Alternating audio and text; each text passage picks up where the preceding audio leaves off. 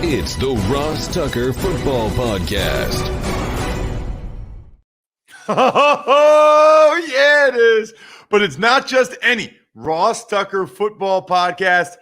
It's a teaching tutorial Thursday, although tonight we're recording this on a Thursday night at 9 p.m. Eastern time. You know why? Because the NFL schedule just came out, and we wanted to be the first people after the schedule came out to interview our guy, Mike North, the director of broadcasting for the National Football League. I think it's been at least 7 years now, at minimum 5, that we've had Mike on the show shortly after the schedule came out to learn the ins and outs. You can check us out on social media, of course, at Ross Tucker NFL. If you're wondering, or at Ross Tucker Pod. Yes, I'm wearing a hat. Just got done my daughter's softball game. We won, by the way, 8-4. I know that's big for all of you all over the world. 8U softball in Harrisburg, Pennsylvania. But the bottom line is I'm fired up for Mike. We will get to the winners this week of spreading the word via social media and all that stuff a little bit later. Let's get right into the big show. The Big Show. So a lot of you are longtime listeners. So you've heard Mike now 5 or 6 years come on. And Mike, you blew people's mind. You know, the first time I had you on, podcasts weren't like a huge thing yet. And so anytime people would like Google NFL schedule podcast, it would be ours. I got emails like years later from people. I never knew that the schedule was I never knew about the computer. So people can go back and listen to that. But I always like to start, Mike, with just the basics because I never want to assume people know anything. So the basics of the fact that the schedule is formulaic and you guys, correct me if I'm wrong, at no point are determining who's playing who or even where for the most part, right? Nope, you got it exactly right. We've been doing this together a long time. I think, honestly, you might have been my very first scheduling interview. They didn't used to let me talk to the public, probably with good reason.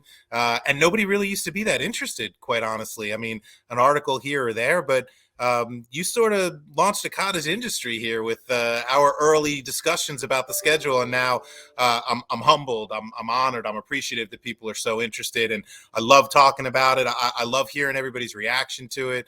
It's a labor of love. It's a monstrous undertaking. And, you know, like any project that you work your heart and soul on and, 14 weeks and then only for everybody to tell you what a moron you are and what terrible decisions you made. There's some of that in it too, but we're really proud of what we were able to do this year. Yeah, you've got it right. Just in terms of, what we do, the 272 matchups, they were known, back in January. I think I saw Andrew Brandt tweet something today saying, these packages were delivered months ago. All we're doing is opening them. That's kind of true. I mean, we knew the 272 matchups. Our job is just to put them in order. But it affects a lot of people. It affects a lot of lives. It affects a lot of media partners, not just domestically, but internationally. And it really kind of sets what we're all going to be doing for our Thursdays and our Saturdays and our Sundays and our Mondays this fall. So all the opponents are known. It's strictly by rotation for 14 of the 17 games. Fans know 14 of their team's 17 games for the next 12 years, 24 years, 36 years. You know those. So sometimes the rotation works in your favor.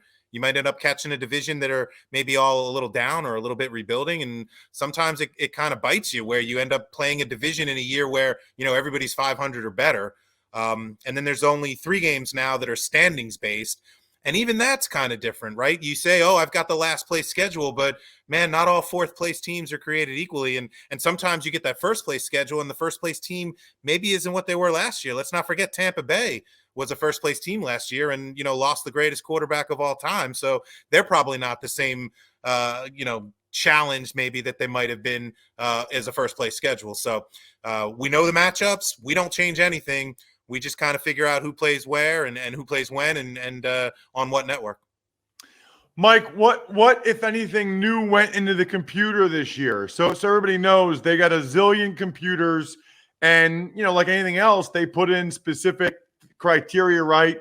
They don't want any team to have 5 road games in a row or whatever it is, right? Whatever the different criteria is you put in to spit out schedules that are acceptable. anything new go into the computer this year? Yeah, we had a lot of new stuff this year. The biggest change probably is the fact that the visiting team no longer determines the televising network for all of our lives. If the AFC team was on the road, that made it a CBS game, and if the NFC team was on the road, that made it a Fox game. That's no longer the case. Every game is truly a toss-up, and we could do just about anything with any one of these. So you think about some of these, really big games. I gave an example earlier: Cincinnati at Kansas City. Could have been a Sunday night game, Monday night game, Thursday night game, Fox doubleheader, CBS doubleheader, could have been kickoff, could have been in Germany. I mean, you talk about your softball team. I'm sure you got some 5-tool players. That's a 7-tool game. It could have really gone anywhere. And so multiply that by 272, and there's a lot more options, a lot more homes for all of these games. And it took just a little bit longer for the computers to search through the space and kind of come up with more options for us. But the ones that they found were better. So it made it a little bit more challenging for us as we waited a little longer for the schedules to actually pop out of the software. And it also made us a little bit more challenging for us because the schedules that did pop out were better. And so they were all contenders, but they also looked wildly different. As we got down near the end, the two finalists that literally went head to head, game by game, week by week, team by team on Sunday night before we presented the winner to the commissioner on Monday, they were wildly different. They had different games for kickoff, different games for Thanksgiving, different games for Christmas. They were very different schedules and made it a little bit challenging to compare them. But all the more reason we feel good about where we landed. Mike, what do you guys do in terms of looking at individual teams? So they spit it out, right? And let's be clear about this. The goal is the television ratings, right? Like to get the best games possible in the prime slots, and we get that. When you go through individual teams, do you ever have concerns there? Or Yes. as long as it didn't trigger, as long as the computer spit it out and it wasn't against any of the whatever you guys call it, the stops or whatever you put in the computer program, are you fine with it? Or do you go team by team and make sure no one's getting what you perceive to be a raw deal? Yeah, we go team by team. Most schedules die not because of the television ratings projections or the Monday night game in week 7 or the CBS 1:00 window in week 11. Most schedules die for team competitive issues. The computers are brilliant, but they're also kind of stupid. They only do what you tell them to do. And if you don't tell them, hey, don't ever do that to a team, the computer doesn't know any better. So it'll spit out an otherwise outstanding schedule, but it'll have a 3-game road trip for somebody where they go all the way across the country and then a close road game and then all the way back across the country. That's a non-starter. So stop all the computers, write a new rule. Don't let any team have 2 cross-country trips in a 3-game road trip. But then the computer says, wait a minute, what if I put them right next to each other? What if that team wants to go and stay like the Giants are doing? They're going out to Arizona in week 2. They're staying out there and playing San Francisco in week 3. So the computer's got to know that that's okay. But if the computer said Giants at Arizona, followed by a road game at Philly, followed by at San Francisco, that's probably not good. And I'm sure at Arizona, home at San Francisco isn't good either for the Giants. So trying to tell the computer all the things that we're trying to avoid, while, like you said, at the end of the day, maximizing television ratings, maximizing viewership, it's really about putting the best games in the best windows so the fans can watch them.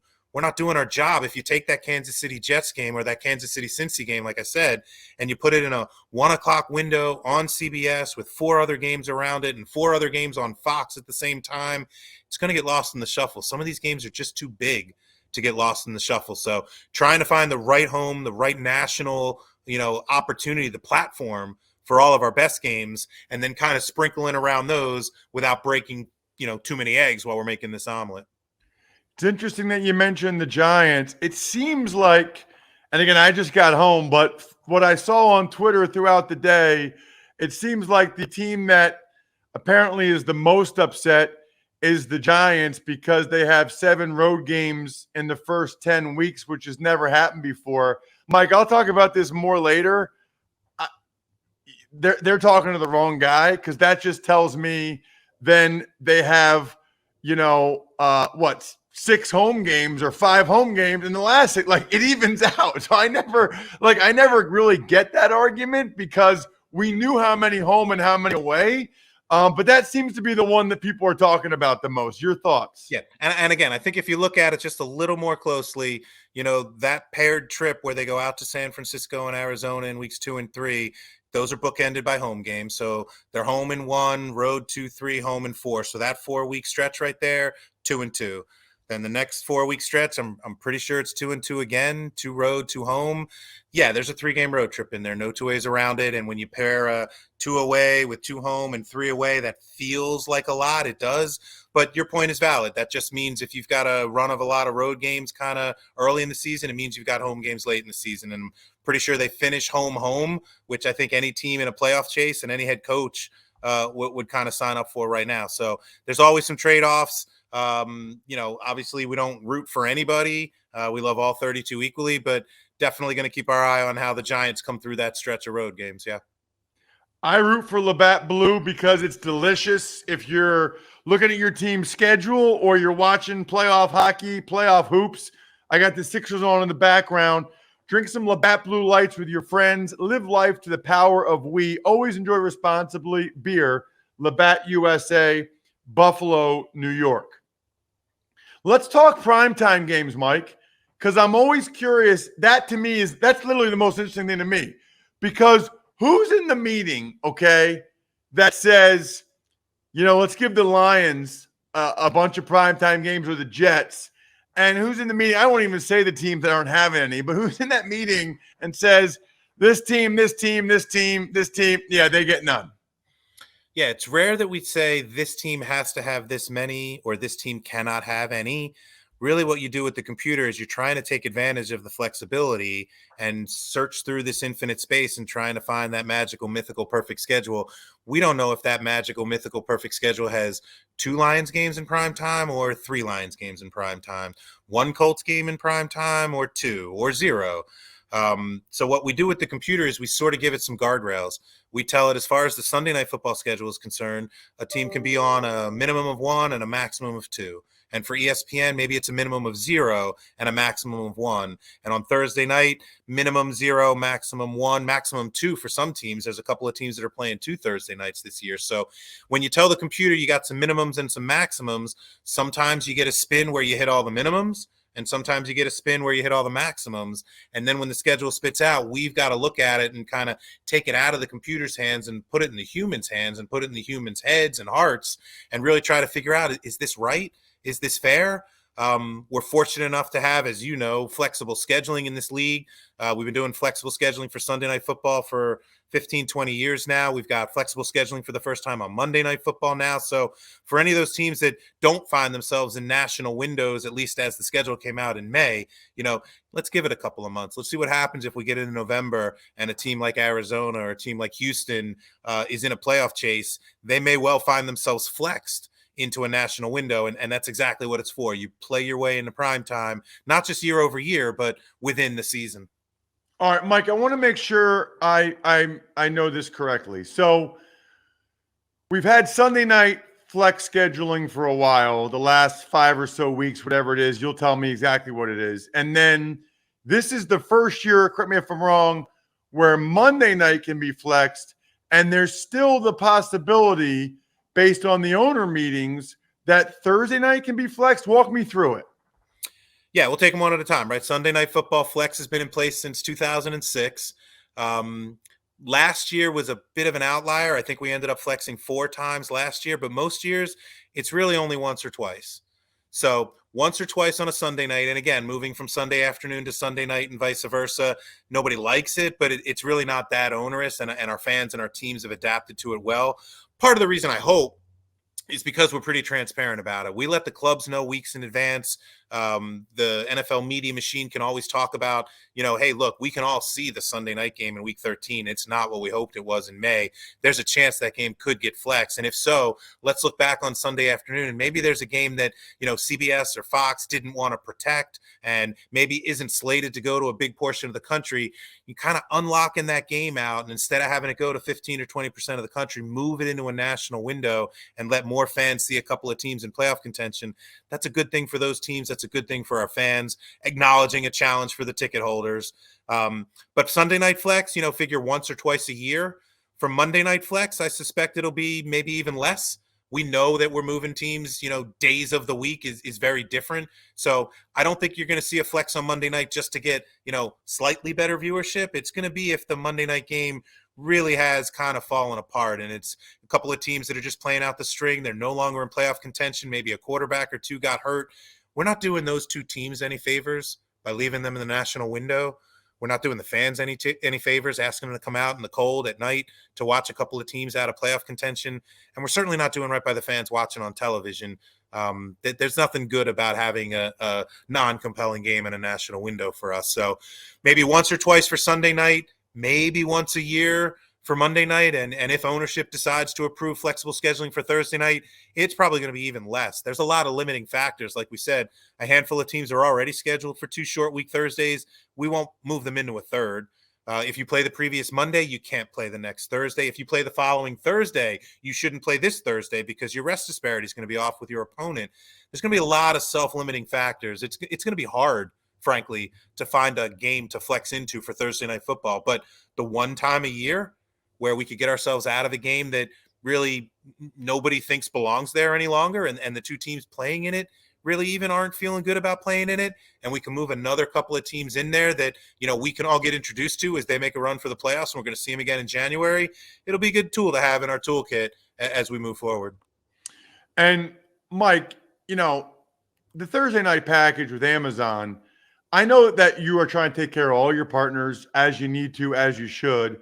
But it's important, right? I mean, as we evolve, as we look at the next 10, 20, 30, 40 years, having a streaming partner like this, it's very important for the NFL's business model for this to be a viable business model, right? Yep, you got it. No question about it. It's of strategic importance. It's they're a partner like everybody else. We want to make sure that they're successful, but obviously still want to make sure the legacy brands are successful. The NBCs, the CBSs, the Fox, the ESPNs, those guys have been, the lifeblood of this league for decades. And, I hope they stay in business for another 20, 30, 40 years. And I hope they still want to be in the NFL business, but you've got it 100% right. The world is changing. I know my kids don't watch a lot of television. I don't know how much TV your kids watch, but they all have streaming services and they can all find the content that they're most interested in. So at some point you got to fish where the fish are. And to the extent that the league has been dabbling in some of the OTT services, some of the digital streaming services really for years, the commitment to Thursday night football when we moved the whole package to Amazon was significant, and it's important to us that it's successful. It's important to our teams and to our fans. It might be one extra step for us as we turn on the television and hit a button, maybe one more button just to go find Amazon Prime, but it's doable. And for those who watched last year, it looked and sounded like NFL football. It's Al Michaels on the call. It's Fred Gaudelli producing. It looks and sounds like Monday, like any NFL game. So finding it maybe was the hard part, and we've got to maybe shift fan behavior and kind of build some muscle memory for everybody on Thursday night. But it's not just Amazon. ESPN Plus has a game again this year. They had one last year. They've got one this year. And for the first time ever, Peacock's got a game this year. They've got a good one, a Bills-Chargers game on a Saturday night in December. That's how you get fans to go find, these other services. You got to put good content there. You got to put good games there. And if the games are good enough, our fans will find them. Last one, Mike. Anything else that totally was unique or stood out this year? I know there's been other years where it's like you can't go here because there's a farm show or there's like Taylor Swift or whatever. Anything out of the ordinary this year that you had to be aware of? Yeah, most of those concert tours that kind of, went away during COVID and really in the immediate aftermath, they're all back. So there were a lot of stadium conflicts for us this year. Taylor Swift was touring, Beyonce, Pink, Billy Joel, Ed Sheeran, Morgan Wallen. I hope he feels better. There's been a lot, and it's always a challenge for us. Perfect world, wave a magic wand. We avoid all of those conflicts. We'd love to, but there's an impact to that. You block your stadium in week 2 for a concert. You can't be shocked if you also end up on the road week 1, and now you start the season with a 2-game road trip. No coach is volunteering for that. You block your building, 2 consecutive weeks. The likelihood of you catching a 3-game road trip goes up exponentially. We're looking at the college bowls, and the college football's postseason has expanded. So that's going to be a new challenge for us going forward into 2024. Wave a magic wand, every stadium block is accommodated. No team has a 3-game road trip. Everybody plays every game off equal rest. Everybody opens at home and closes at home and has a week 9 bye. Obviously, that's not all possible. So it's really trying to find the right balance. Like you said, we're maximizing television viewership and trying to minimize competitive inequities. And, there's a balance in there. Maybe it's not the perfect television schedule. Maybe it's not the worst possible team schedule. Hopefully it's somewhere right in the middle. And for those who are a little disappointed, nobody gets everything, but hopefully everybody gets something. And if they are disappointed, hopefully it's just a little bit, and hopefully it's kind of evenly across all 32. Mike, you're the man. I look forward to this every year. Looking forward to seeing you at some games this year. Thank you so much. Always a pleasure, my friend. Good luck with the rest of the softball season. All right. Thank you. Gosh, that guy is awesome. I love that every year. Speaking of these tickets and concerts and the season schedule being out, the Game Time app. Get on the Game Time app literally right now. As soon as you listen to this, and see what the tickets are for football. You can still see basketball playoffs, the baseball game. It's crazy how inexpensive some of these baseball games are. Concerts, we just mentioned Taylor Swift. She's in Philly the next 3 nights. The Game Time guarantee means you'll always get the best price. If you find tickets in the same section and row for less, Game Time will credit you 110% of the difference. Download the Game Time app, create an account, use my special code Ross for $20 off your first purchase. Again, terms apply. Create an account, redeem code Ross for $20 off. Download Game Time today. Last minute tickets, lowest price guaranteed. Tuck's Takes. All right, Ross, we'll start with your thoughts on the schedule release. There's the Black Friday game. Jags are twice in London. The Lions have the primetime season opener. That's probably so. For me, I don't really care about teams saying they have a bad stretch because that just means they have a good stretch somewhere else. I find the primetime games interesting because that's what the league thinks about you. And for the Detroit Lions, we got Tuckheads, patreon.com/RT Media, like Norm going crazy that the Lions are in the opener. I'm happy for you, Norm, and KJ, and all of our great Lions fans. Saints signed tight end Foster Moreau to a 3-year, $12 million deal, $8 million guaranteed. Texans give offensive guard Shaq Mason a 3-year, $36 million extension. Shaq has made a lot of money. Good for him, man. Foster Moreau, remember, he got diagnosed with cancer this offseason. It was the Saints that actually found it on his physical, but I guess he's in a good place and is going to be able to play this year. I'm so happy for him. That's great news. Patriots are going to honor Tom Brady for their home opener against the Eagles, and Kyle Shanahan had some comments that I saw that you noticed. Well, first of all, what has Brady ever done to deserve being honored? I just don't get it. And then as for Kyle Shanahan, I mean, I'm just disappointed with how the Niners have handled. Like, the Niners, every way they've gone about that loss, NFC Championship game, goes against everything I believe in as a football player and everything I learned over 18 years. Like the whole no excuses. They got killed. And they won't stop talking about the fact that their quarterbacks got hurt because their quarterbacks got killed. I mean, what are we even talking about? Former Raiders wide receiver Henry Ruggs pled guilty to driving at speeds up to 156 miles per hour for an accident that killed a woman and her dog. The expected sentence is supposed to be 3 to 10 years in prison. Awful, right? I mean, just absolutely awful. Not really much else to say about that.